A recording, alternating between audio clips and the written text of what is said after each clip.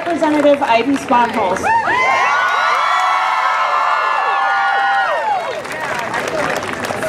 Aren't we tired of male politicians telling us what to do with our bodies? This is a scary time in America, isn't it? This week, 25 white male legislators in Alabama passed the most extreme abortion law in America. They voted to take away reproductive rights and basic health care from the people they pledged to serve and to jail doctors for providing basic health care. This puts lives in jeopardy. And it's not just in Alabama. 15 other states in the last 5 months have passed laws banning abortion in America.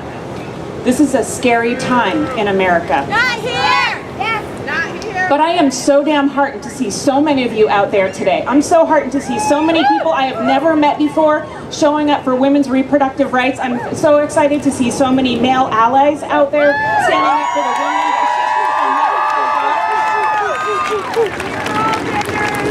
Alaska is not immune to this trend. As you know, this week, a bill to criminalize abortion was introduced by Representative David Eastman. So you know this guy. This is the guy that said that women in rural Alaska got pregnant so they could get paid to go to Anchorage or Seattle to get abortions. Yeah, that guy. Right?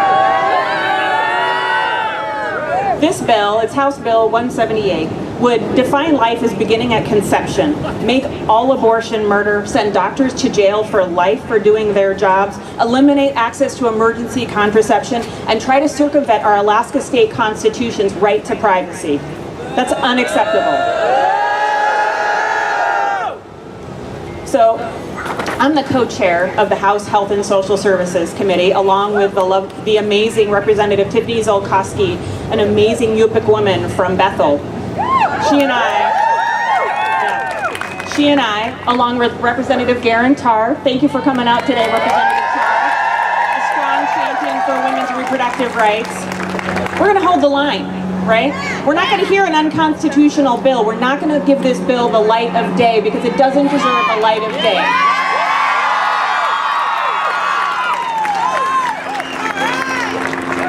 So we know these bills are just about getting in front of the U.S. Supreme Court and taking back Roe v. Wade, right? Alaska is not going to be that state, though. We are not going to be the state that is going to go in front of the U.S. Supreme Court. David Eastman's bill won't get a hearing in the state of Alaska as long as I'm co-chair of House.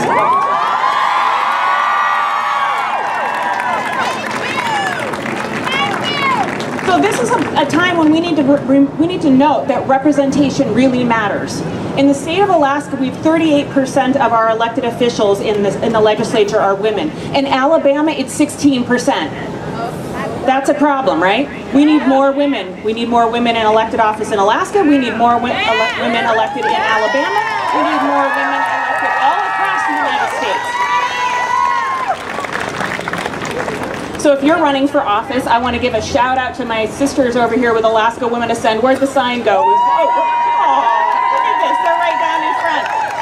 If you're a woman who wants to learn how to run for office, talk to these ladies. These women are pros and they will teach you how to do it. If you just want to support your sisters that want to do this work, you can write them a check. They can help get women pro-choice women elected to office. So they're also going to have a fundraiser next week. I'm going to share it on Facebook, share it with as many people as you can. Make sure that organizations like this and like Planned Parenthood, which support our reproductive rights, are getting the support that they need to make sure that abortions continue to be safe and legal and accessible in the state of Alaska. So, you know, when you hear bills like HB178 being introduced, it can be really disheartening. When you hear about the 15 states that have outlawed abortion in the last 5 months, it can be really, really disheartening. But I want to share with you some numbers that fill my heart a little bit.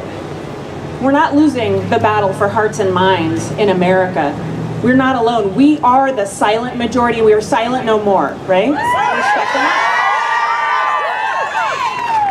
In 2018, Gallup found that 77% of women in America support safe, legal access to abortion, and 81% of men believe the same. We are the silent majority, and we can no longer be silent. We need to step up and say this, right?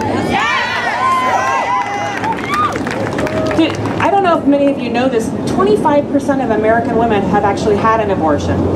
This is not a lefty kind of thing. This is healthcare for everyday American women that need to make sure that regardless of the reason that they're choosing to have an abortion, that it's safe and legal and it continues to be safe. Chances are you know and you love somebody who's had an abortion in your life. So we're going to stop this before it starts. Let's take some action. We want to make sure that you let your representatives know in Juneau that you support safe and legal abortion. In the Facebook event for this, there's a link that you can go to find out who are your senators and your representatives. Make sure that you take action today, that you send them an email and you let them know that you support safe and legal abortion in the state of Alaska and you oppose advancing bills like HB178.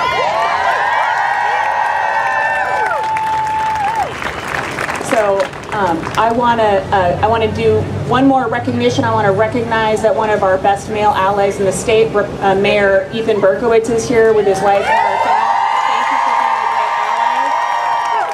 For always being there for women's reproductive rights. And then I want to take it home with a little more your body, your choice, my choice. Let's start with ourselves. My body, my choice. Your body, your choice. My body, my choice. Your body, your choice. My body, my choice. Your body, your choice. My body, my choice. Your body, your choice. Thank you very much for coming out for Sisters today.